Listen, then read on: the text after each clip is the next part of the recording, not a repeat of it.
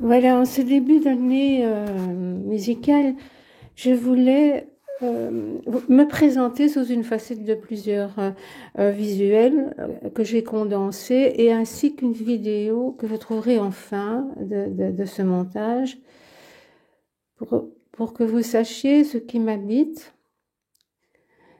C'est bon, c'est d'abord la recherche du sens de la vie. Et j'ai trouvé dans la peinture, la poésie et la musique surtout, puisque je suis quand même pianiste, la preuve que l'harmonie et la beauté existent, mais que c'est pas elle qui mène le monde. Le monde est mené par des tonnes de mensonges. Je crois que vous vous en rendez compte par vous-même pour le moment. Moi, j'ai toujours eu la recherche de la vérité. Et je fais attention de ne pas m'égarer dans des concepts actuels. On remplace le mot de Dieu par le mot univers, on remplace la nuit obscure de l'âme de Saint Jean de la Croix dans la nuit noire des flammes jumelles ou des âmes sœurs et tout. Et je trouve qu'il est toujours nécessaire de remonter aux sources. La nuit obscure de l'âme, elle existe grâce au mouvement mystique musulman et à Saint Jean de la Croix en Espagne. Les flammes jumelles, elles remontent aussi au premier couple créé, c'est-à-dire Adam et Ève. Ève fut créée de la côte d'Adam. Et donc, le piano, ce n'est pas que le piano, c'est un chemin de vie. Et donc, j'essaye toujours de rechercher les sources, de les appliquer et de rester dans un esprit de vérité et d'amour de mon prochain.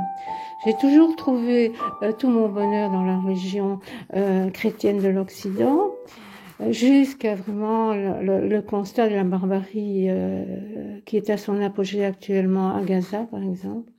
Et donc, j'ai trouvé dans l'islam un très bel esprit de discernement par rapport aux religions antérieures, c'est-à-dire le judaïsme et la chrétienté. J'aime beaucoup le concept des prophètes.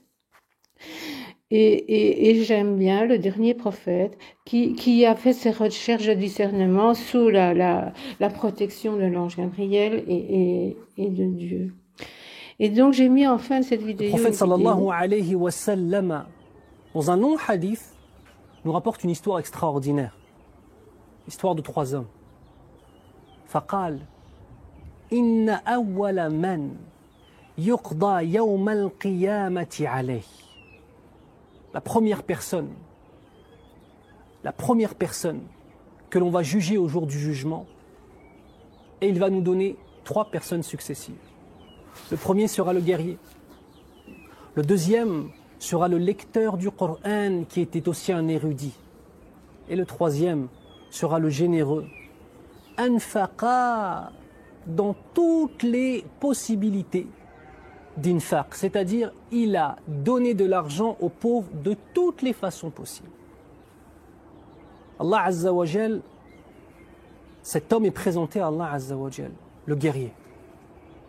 Et ensuite Allah Azza wa Jal lui montre toutes les ni'am, tous les bienfaits qu'il lui a donnés dans cette vie d'ici-bas. Et cet homme reconnaît ces bienfaits. Fa'arrafaha. Puis par la suite, Allah Azza wa Jal lui dit: qu'as-tu fait de tous ces bienfaits que je t'avais donnés? Et il dit: j'ai combattu pour protéger mon pays, etc. Et je suis même mort en protégeant les miens.